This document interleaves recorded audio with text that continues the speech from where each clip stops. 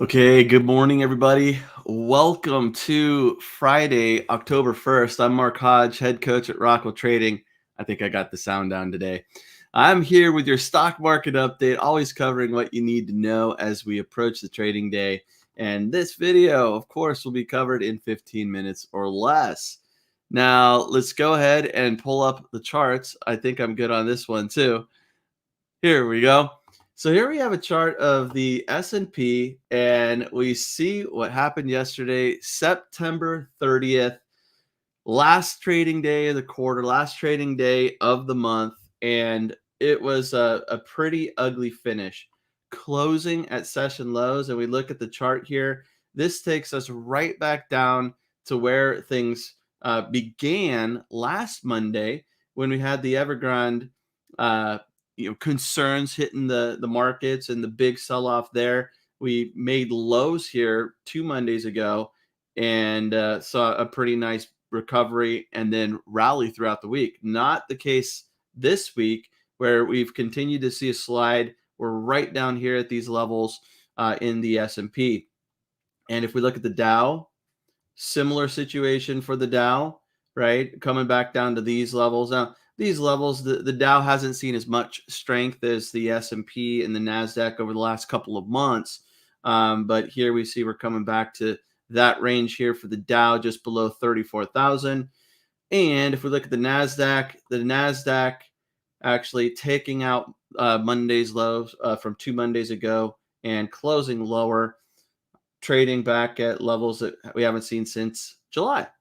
Now, for the week, we are down pretty good, pretty heavily, down 4% in the NASDAQ, down 2.7% in the Dow, and down 3.3% in the S&P. For the month, also, September wrapping up the month, down pretty significantly, down 4.8% in the S&P, and for the Dow, 4.3%, and for the NASDAQ, down 5.7%. We see that after this really impressive rally that we've seen, really going back to the pandemic here, and then for this year, we're still up decent for the year, but September was one for the books where we talked about September historically being a rougher month, and that's not always going to be the case, but September 2021, it was the case.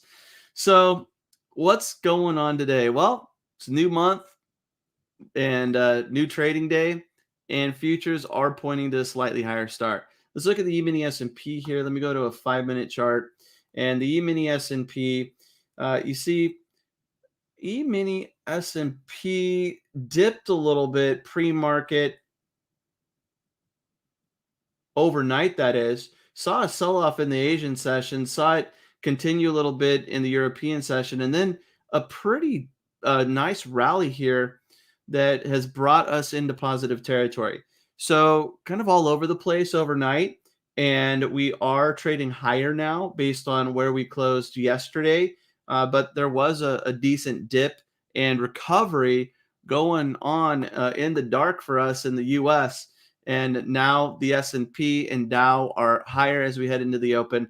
The NASDAQ down just above break even here, just up barely. But it looks like we'll see a positive start for the day as we approach the U.S. Open. So let's see what's going on here. Now, let's look at the 10-year yield. Let's look at the 10-year yield, see what's going on here. U.S. 10Y in trading view. So we've talked about the yields and yields going higher, putting pressure on the NASDAQ. This was definitely the theme this week. Evergrande last week, the 10-year yields this week after the Fed, their statement last week, and then also Fed Chair Jerome Powell and his testimony. But last couple of days, we've pulled back from these higher levels. Today, the U.S. 10-year yield is flat, so not a whole lot going on in the 10-year yield. So that's not really putting pressure on the NASDAQ right now, and it has come down a little bit. We also have officially avoided a government shutdown. We heard yesterday that a deal had been struck, but President Biden, he signed a stopgap spending bill that will extend the government's ability to spend through December 3rd. So they will need to work on another short-term solution or longer-term solution, but at least for now, that's not a concern, and they'll need to reevaluate that by December 3rd. Another date coming up, October 18th, the time that when they need to make a decision on either temporarily raising the debt ceiling or raising the debt ceiling. So, spending wise, a few things that we need to be aware of with the government. And for now, though, those deadlines, October 18th and then December 3rd, and the government shutdown that was the big topic of discussion this week has been avoided, at least until December 3rd. Let's look at some movers here. Let's look at MERCK. So MERCK is seeing some nice movement pre-market. Look at this. We see that MERCK is jumping to really its highs for the year, back here in January of this year, trading above $80 a share. Yesterday it closed at $75. Why the move? Well, it's taking off pre-market because it announced that its COVID-19 pill cut the risk of death and hospitalization by 50%. And the drug is in a late stage study, but Merck is looking to file for emergency use authorization as soon as possible. And investors are liking that. Merck up over 7% right now, and a pretty nice jump, getting right back up to those highs of the year. Another one, some more details about Lordstown Motors Ride. As many of you know, Marcus and I, we do have a position in Ride, full disclosure here. Yesterday, it sounded like there was a potential deal to have Ride sell its manufacturing plant to a Taiwan company called Foxconn, and that deal is official. So Lordstown made a deal to sell its Ohio plant for $230 million, and Foxconn will take over its manufacturing of Lordstown's full-sized electric pickup. So it'll be interesting to see what happens there. But traders so far are liking this news. Yesterday, there was a higher open and then a huge rally and a pullback, right? Here, let me reset the chart.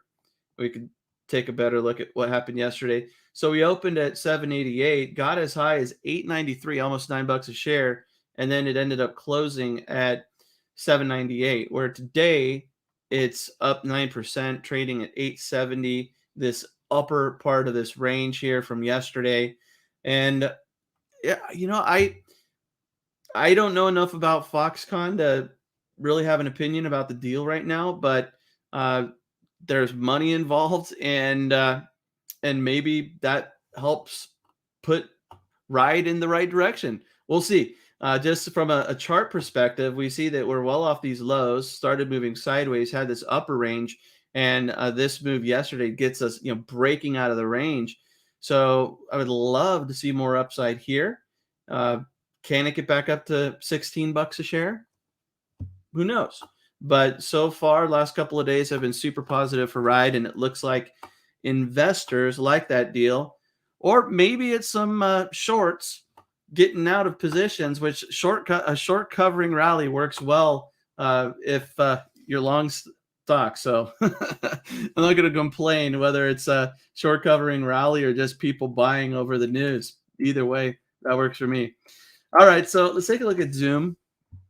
So Zoom and Five9, they have mutually agreed on backing out of a 15 billion deal. The deal was rejected by Five9 shareholders, and that's funny. It says market is open. It looked like Zoom was up about 4% pre-market on the news, and Five9 was down a little bit. Oh, pre-market Five9's up now. So Five9, either way, it looks like Zoom's going to start higher after the deal. was backed out of, and 5.9 is as well. So I guess shareholders for both companies didn't really care about the deal. It sounds like they still have a mutual deal, just not. So they're working together. There's a relationship, but uh, it's just not involving the two companies like it once was, with 5.9 shareholders saying nope. All right, let's look at Disney here. So Disney up about 1% pre-market. We see Disney's just been trading in this range, up a little bit. Um, so Disney and Scarlett Johansson have settled a lawsuit. You might recall that the snake-bitten actress was a little upset after she was promised a large chunk of in-theater revenue for her role in the hit movie Black Widow. Disney kind of they kind of tossed out that concern, but Disney was sued and a deal has been reached. The details or terms of the lawsuit weren't disclosed, but uh, there has been the lawsuit has been settled. So the big concern there was Disney decided to release the movie on Disney Plus while the movie was debuting in theaters, basically cannibalizing the actress's potential profit at the time. And I do believe that uh, Disney has decided to just release movies in the theater for the rest of the year. So it's kind of an experiment to release it simultaneously with their Disney Plus streaming service. But they actually have had some good numbers in theaters, and so they're back to their theater action there. Speaking of Disney, it's 50 years since Magic Kingdom first opened at Disney World, Florida. So 50-year anniversary for the Magic Kingdom in Disney World, Florida. And for a little inflation throwback, admission in 1971 when the park opened was $3.50 for adults and $1 for children. And it's now $109. So pretty nice increase since 1971. I like those prices. 350 for adults. That's a good time at Disney. All right, let's look at a few others here. COTY, COTY, I believe is how you say it. COTY, the ticker either way. Up about 5% pre-market. Now they're looking pretty sweet with a 5% move, and or looking pretty. The cosmetic company is up nicely after announcing a deal to sell another 9% of its Wella beauty business. And we could take a look at NIO here. NIO up a little bit pre-market, up 3.5%. They reported deliveries of 10,628 vehicles in September. And this is a 126% increase over a year ago for the electric vehicle maker. So traders are liking those delivery numbers, and it looks like maybe NIO could be finding some support here. NIO's been struggling over the last couple of months after making highs around 53, $54 a share. Might be finding some support, up 3.5% pre-market. Well, let's take a look at cryptos. For those of you in the crypto space, Bitcoin up big today. Look at this. Bitcoin, after getting hit over the last, they reacted to the overall market sell off 2 Mondays ago, and then just kind of got stuck in this range. But Bitcoin up almost 8%, getting back up to those levels before the Evergrande news came out. So Bitcoin looking pretty good. We could look at Ethereum, also up almost 8% pre-market. Similar move there. So Bitcoin and cryptos are on the move today. So first trading day of October, ready to kick off in just about 15 minutes here. Futures still point to a higher start, looking a little bit better from when we first started the market update today. And we'll see if this rally can continue. Maybe we're going to have a great October. We're always going to have a great October. It's just, are the market's going to be up or down? That is to be decided. So that's going to do it for today's stock market update. As always, if you like this video, please like it on YouTube as well. And we'll see you next week. Until Monday, have a great trading day and happy trading, everybody.